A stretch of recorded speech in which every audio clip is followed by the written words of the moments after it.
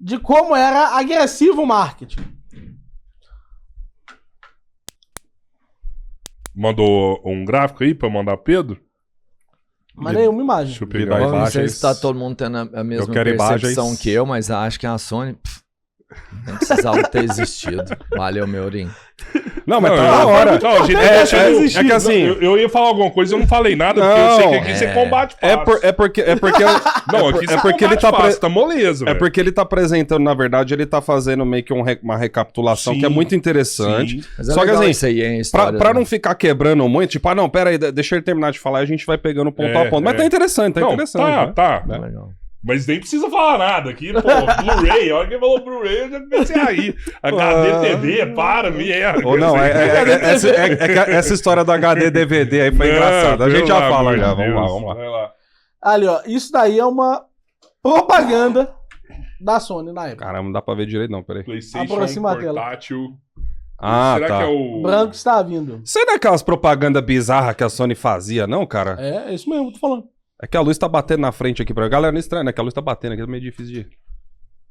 Ah, tá. Caralho, mano. agora Isso que eu vi, aí eu dá não um consegui cancelamento ver, velho. hoje. Agora que eu vi. Esse aí... Não, dá pra entender o que ele quer dizer, mas hoje em dia isso aí dá cancelamento, hein?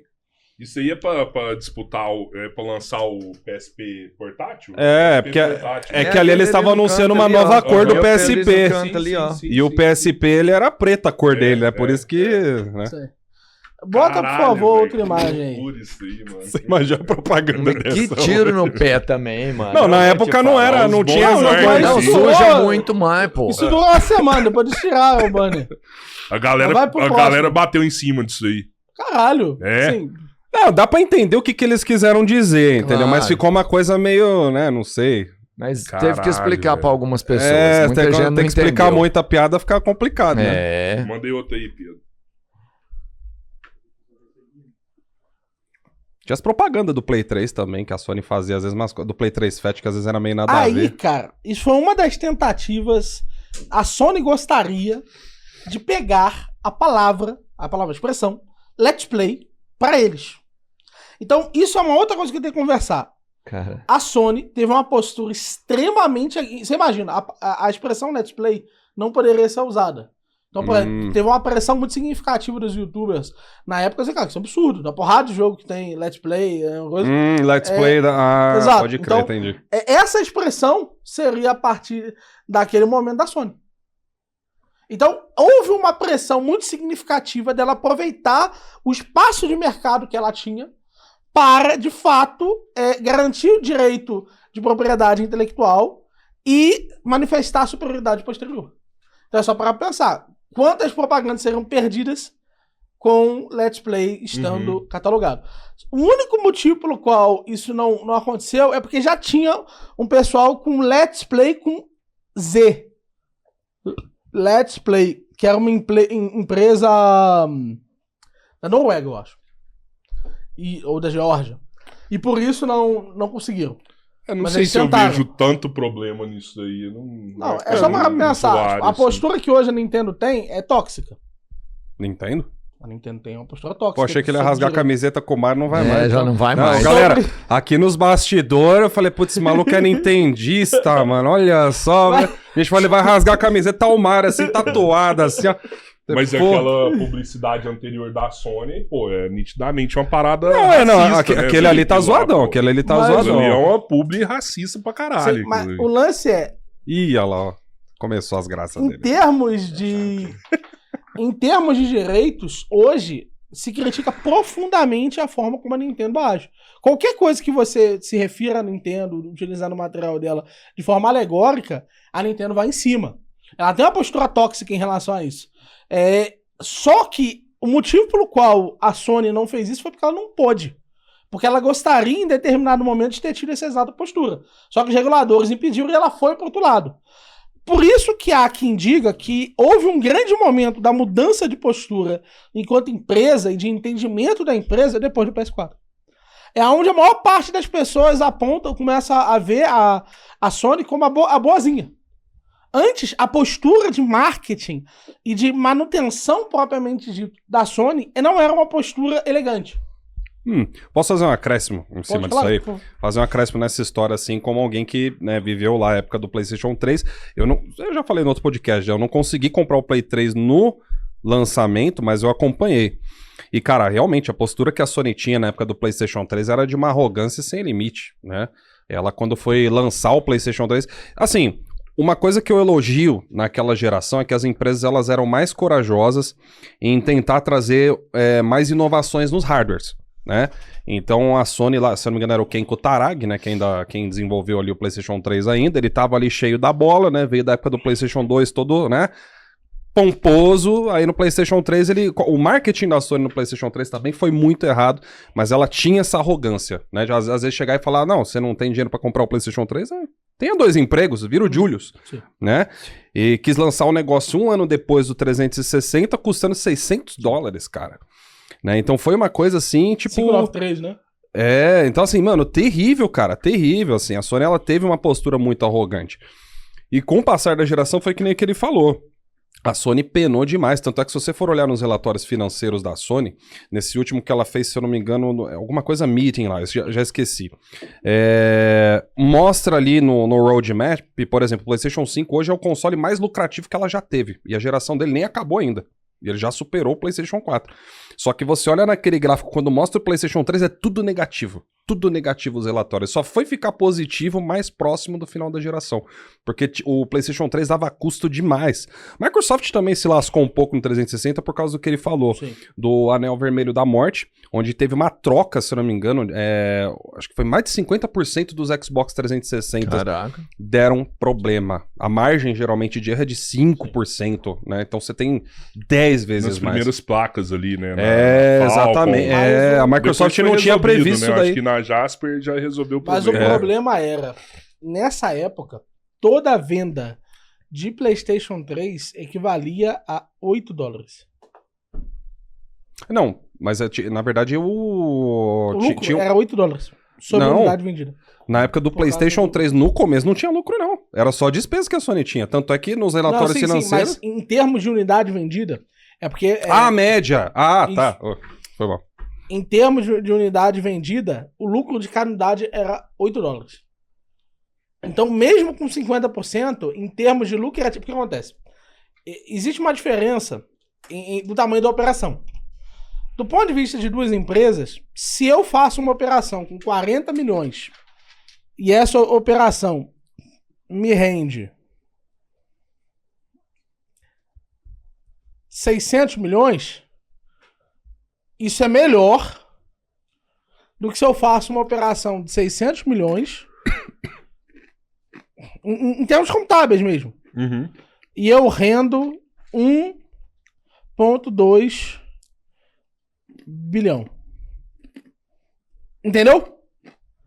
Em termos da capacidade do dinheiro escalar propriamente dito e do risco corrido. Mas você tá falando uma O operação risco só, né? financeiro... Não, é porque acontece, são empresas. E elas têm usos alternativos pro dinheiro. A Microsoft, quando ela investe... Um exemplo, tá? São números hipotéticos. 40 milhões e faz 600 milhões... em termos contábeis, das alternativas possíveis, ela tá tendo um retorno bem superior a se ela usa 600 milhões e faz 1,2 milhão. Porque ela poderia encontrar alguma alternativa com um risco menor. Claro. Entendeu? Então, do ponto de vista da lucratividade das duas empresas, foi muito melhor para a operação propriamente dita da Microsoft que o Xbox 360 do que foi o PS3. Tem um detalhe aí também. Posso acrescentar? Lógico, por favor. Uma coisa também que é um diferencial muito grande na época do 360, porque a Microsoft soube explorar muito bem, é que a live era paga. Você tinha que pagar a assinatura. A Sony dava online de graça no PlayStation. Então a Verdade. Microsoft fazia muito mais grana com o 360 que a Sony fazia com o PlayStation 3. Sim. Muito mais. Mas Mas eu já era acho então que a essa proposta operação... da Sony vender então serviços ao invés de... Porque é verdade, na época do 360 mesmo. Ela vendia a live e o outro você podia usar de graça. De graça, é. É que assim, o PlayStation 3 é que nem que ele falou, um dos maiores diferenciais do PlayStation 3 foi também um dos maiores diferenciais do PlayStation 2.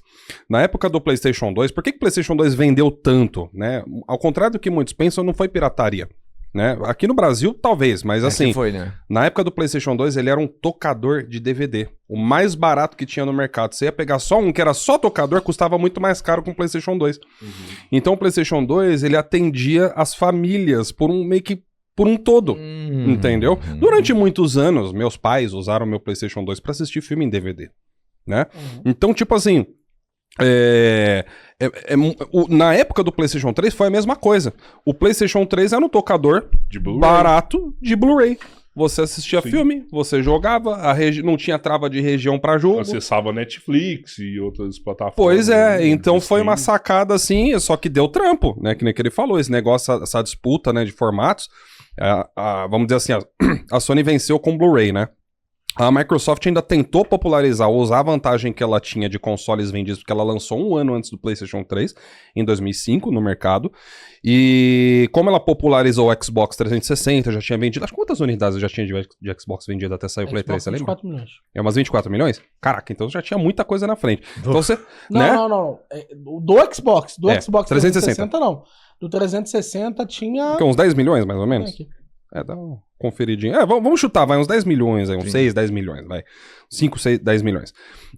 Então pensa, você já criou uma base legal ali de jogadores, você já tá na frente, aí a Microsoft tentou colocar aquele HD, DVD que ele mencionou, e ela trouxe por um dispositivo que vinha por fora, que você conectava ali.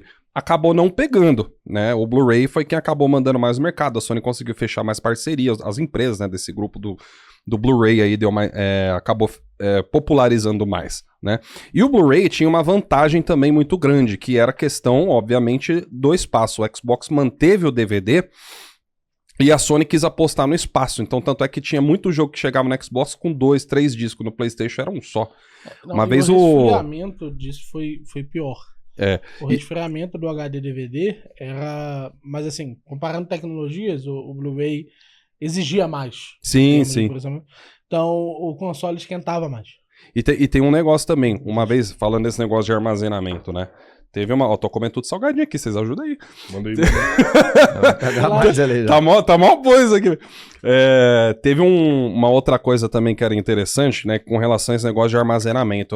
Se eu não me engano, acho que era o Metal Gear 4, que uma vez comentaram que se fosse lançar pro Xbox, teria que fazer acho que uns 5 discos. 4, 5 discos, cara. Era 60 GB, né? Não lembro não. Descompactado eu não lembro quanto que ficava, mas assim...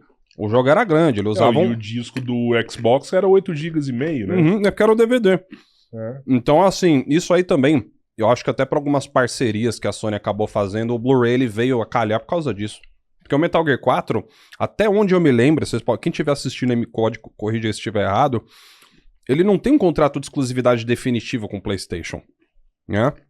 A Konami poderia ter lançado no Xbox, se eles quisessem. Mas o Xbox não dava conta de tocar. Então, mas aí que tá, né? Você vai lançar um negócio com 5, 6 discos pro console, entendeu? Fica embaçado, né? Porcaria, né?